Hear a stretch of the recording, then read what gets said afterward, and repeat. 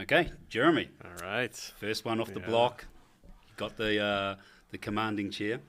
So now that we actually understand the context of what we're trying to do from a technology decision-making perspective, the harsh reality is, billions of dollars has been spent on technology. For sure. And it's based on what sources. So block one, the context is large enterprise vendors are systematically acquiring every intelligence layer surrounding their core platforms. So you mentioned just before, Workday and everyone else. SAP alone spent over $4 billion over 3 years on AI development, including the acquisition of, I can't even pronounce some of these names, but Synavio, Lean IX, WalkMe, and Trulia. But all of those are like spanning, process intelligence, architecture, management, digital adoption, and supply chain finance. And basically, it's assembling a transformation suite that locks customers deeper, into their ecosystem, into their single ecosystem. And Luis, quite rightly pointed out that they're looking to try and secure 5-year, 6-year deals. But on the counter, the customer's actually thinking, what am I going to do? Okay, 2-year deal, 3-year deal, technology's moving. So, question 1 starts now. When you selected a technology vendor for supply chain or procurement, did you evaluate it as a standalone solution, or did you consider what platform ecosystem it actually belonged to, and are you looking at it for the next 2 years, 5 years, 10 years? My philosophy in evaluating technology is to always evaluate it as a standalone. Not that I won't look at the core vendors, right? Whether they're buying add-ons, but the pitch always with that is like how it integrates with their system, but all things integrate with pretty easily together now. Right. And the reality is they're really not, they're not integrated really. They're just purchased and owned by them. So we obviously evaluate them, but we evaluate it against the standalones, and we kind of go with what we think is going to drive the best value, make the biggest difference in the shorter term. Like I said earlier, like how are we going to address the problem that we have? What is our higher problems? What do we think is going to really be the solution that's going to get us there the quickest? That's actually quite. Is that a common sort of view? Where that you're evaluating it from a standalone, and I love your comment that effectively they're all still standalone. They're all still standalone. Yeah. They've just coupled together, but under one umbrella. Correct. So it's a cobbled approach versus you're still dealing with your interfacing and do all of that just like you would if you did your standalone. So if it's a better performing tool, you can integrate that just like you do the cobbled one. So looking at it that way, but it's really driving the performance. We also think about it in evaluating it. We have like a tech roadmap, but we relook at our tools every couple of years. Because it's leapfrogging each other. Like this tool was working well, and we have some now that we use that was like when we purchased them and started using them, they were kind of the top when we thought of the field, but other people have leapfrogged them. And then is that leapfrog big enough that the gain is so much it's worth making that switch? It's really that kind of thing is like worth kind of relearning, remapping everything to make that. And some of it is yes, and some of it is no. We're going to wait and watch to see if that gap grows or if they close it, and kind of watching it from that standpoint. Because if they don't close it, we eventually got to shift and move to something that's going to be the new market competing leader to drive the new value. Right. Okay, interesting. So, question 2. Ownership. Technology giants are increasingly trying to own entire layers of their system, data, infrastructure, and decision making. Who actually owns the outcome within the health system today, and who owns that transformation layer that's actually bringing that all together? Who owns it? Or who's actually meant to be responsible to unify all those systems? So to your point. Well, your IT department and CIO and that's where I have to have a good partnership with my CIO because he does want to bring everything together, right? And he's balancing, and this is the important thing to remember when you're dealing with technology. They're balancing how many people do I have to manage multiple different tools and different cybersecurity risks, all those types of things. How do they, so the more standalones you have, the more risk they see, or the more potential management of. Is that a pushback? That, there is a pushback, you typically get with regards to that? Yeah. As opposed to, it's balancing it out. So it's understanding that and not discrediting it, saying it's has no value, but understanding that and working with them to, because sometimes it isn't, and then evaluating things going, the risk is the same because it's a cobbled tool that isn't really provided any advantage over this standalone. Is that then really playing into the hands of, let's say, those large organizations that have made those plays and fantastic that are doing that sort in of healthcare? integration? I do think it's working right now. Okay. Because that is the thought of, I think, healthcare. IT is risk avoidance because cybersecurity risks, all those things. The more they can put under one umbrella, the safer they feel, and the less they think they feel like they have to manage. So it's balancing that out versus potential the best performing tool. So I do think that is why they're doing a lot of that. And I think there's different strategies with healthcare than there is I see in others industry spaces where that is definitely more of a strategy in healthcare because that is the way healthcare thinks right now. Yeah, I suppose also, right, the inherent risk of introducing a new standalone that's actually going against, let's say, a large platform player that's acquired something similar. Correct. The features and benefits and overall business impact that the standalone versus going with, let's say, the integrated or semi-integrated. Right. Which is why it's important to evaluate. It's similar to like when we reevaluate our tools every couple of years. If it's the standalone, it's incremental value over the, like it's not worth fighting with your IT department and not even fighting, like going against what they're trying to do, which is balance their risk out. It's not worth it. But if it's a big gain, then it is worth having the discussion and using your political capital to say, no, we got to do this one. So, okay, good. Third question. Time pressure.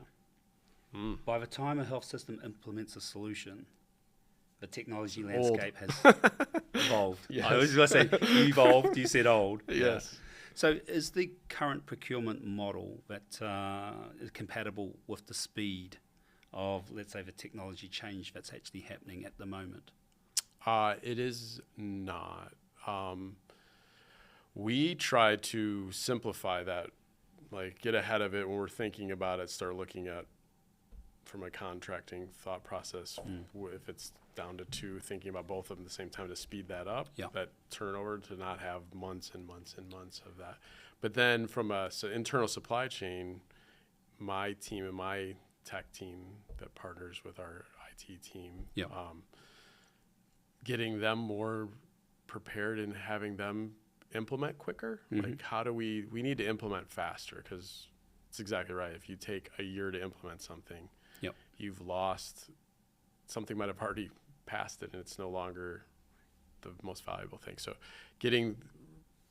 shortening that length of time down on both the contracting and the implementation part is definitely a goal that we have, and we try to do things fairly quickly, safely, but quickly, so that you can start realizing it. Fantastic. Done, but 20 seconds over. Brilliant. The overlay, right? So today's conversation is about the health executive making high-cost innovation decisions. Okay. I was going to say bets or shaking the 8 ball. Yeah. So the context with regards to the first 7 minutes. The largest enterprise vendors are systematically acquiring every intelligence layer surrounding their core platforms. SAP alone spent over $4 billion over 3 years in AI development, including acquisitions of Sinavio, Lean, 1X, WalkMe, and Tulia. And those organizations that they acquired were spanning over process intelligence, architecture management, digital adoption, and supply chain efficiencies. Assembling a transformation suite like that is basically what you discussed before, locking customers deeper into their ecosystem.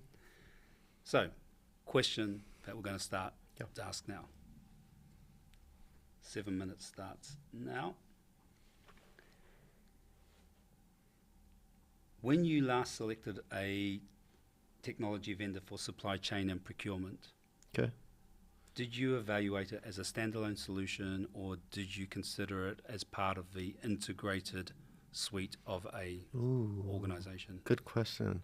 Mm. Both, but I'm actually very open to the bolt-on solutions. So when you those examples you gave around Oracle and SAP buying all these smaller companies, I think that first of all, it takes them time to integrate all of that. I've seen it already with Workday. This isn't a knock, but if they buy a company, it doesn't mean they're automatically integrated and synergized, right? So this is where you need to partner with IT, right? Like, at Rush, we implemented a standalone CLM tool. It worked. We were able to connect it to our ERP, an older ERP, and it worked just fine.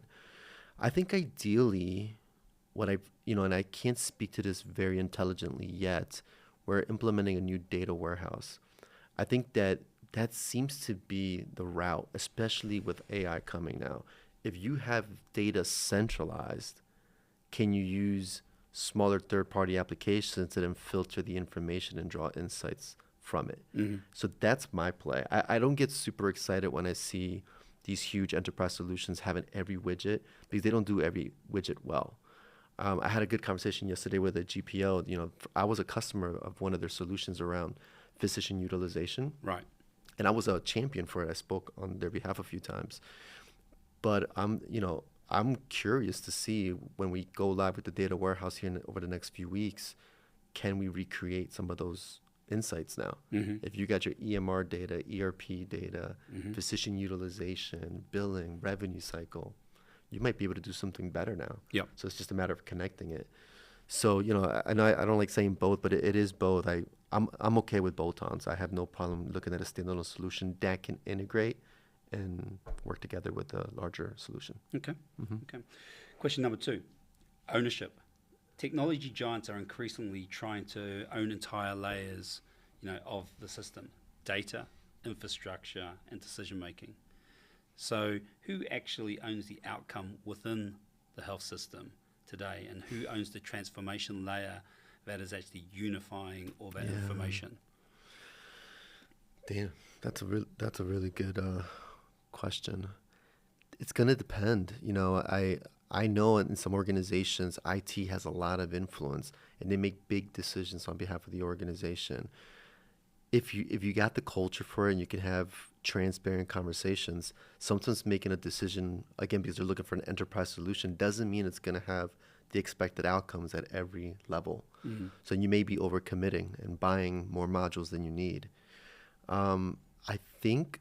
Based on what, though? Based on, let's say, your understanding of the requirements? So I'll go with ERP. We'll keep picking on them, and this isn't a specific ERP. I've worked at an organization where the ERP was already implemented, and I've been part of the RFP for an ERP recently in the last 2 years. So the ERP will sometimes sell that they have everything. Right. And that they do it all well. Yep. And that's just not true. Depending on who's in the room, they may believe that, right? Because for them, they're looking at it from a very specific lens of, I want one vendor to do it all. Mm-hmm. And, next thing you know, a year later, the ERP bought another company that does the thing they said they could do. Right. So right. yeah, so we've seen that, right? Yeah. So again, it's not a knock. We all have a job to do, but so we were able to curb some of that at Rush. At Christiana, we have really good partnerships. I think people talk pretty transparently. I think our leadership has done a really good job of reminding people that AI is around the corner. It's here, but we don't. I think everyone now sees the last 6 months on how it evolved, and people can't even imagine how it might evolve another 6 months, a year from now. So I think we need to be careful, be mindful. Let alone tomorrow. Yeah, exactly. Right. And I'm sorry, one more thing around the big companies, the SAPs, the Oracles. No problem with them absorbing all these companies. I also think healthcare, we don't need to follow that path all the time. We're not, some of these big companies like John Deere that are, billion-dollar, multiple billions of dollars, right? Healthcare companies, if you're smaller, take your time. You don't need the same solution that these big manufacturers and conglomerates require. We're just a different animal, and we should be a little bit careful and experiment more. I think sometimes we do like the easy buttons. This large vendors doing this, let's just do it. Right. But like a little curiosity is still good. Okay. Good. So, okay. Question number 3. Got it. Time pressure. By the time a health system implements a solution, the technology landscape has already evolved, or as Jeremy said, it's already old. It's evolved or old. Is the current procurement model compatible with the technology movements that are happening today? I think there are some legacy vendors that have been around for a long time that we need to seriously reevaluate. Some of us are in long-term agreements with those, but just keep looking. Like start having your plan Bs and plan Cs. Yep. I think in certain instances, like we're talking purchase services. I can confidently say that to me that's a low risk situation, right? If the technology does change all of a sudden, we can pivot from that perspective. And on the basis that at the moment there's nothing else servicing it. No, I don't think so. Exactly. Exactly. And the So value's there. You've got a good steady state at the Good moment. steady state. It's clean. It's enabling our staff to be more strategic. We're doing things that our teams aren't doing today, which is like one of the big cornerstones of AI, right? Either help you do things that you're doing today better, or help you do things that you weren't doing before and you should have been doing, right? So with the purchase services SOW we're talking about, it's exciting because no one's sitting there reviewing hundreds of copies of invoices, right? So I think that there's legacy stuff we need to reevaluate. I think anything new, again, just be tactful. Don't sign anything long term. Make sure there's ROI in years 1, year 2, and if you need to pivot later on, you can. What's your view with regards to what's long term in today's world? Oh yeah, Okay. I'd rather not sign anything beyond 2 years if it's somewhat experimental, right? Because again, we don't know where it's going. I don't know. We've had transparent conversations around this, right? Like when do you need to rely on a third party to support you, and is there a future when departments will be able to home grow some solutions, not all, but some? And I think depending on your readiness, you should consider that in your planning. Right. Yeah. Right. Yeah. Okay. Done. Done? Yep. Cool. Brilliant.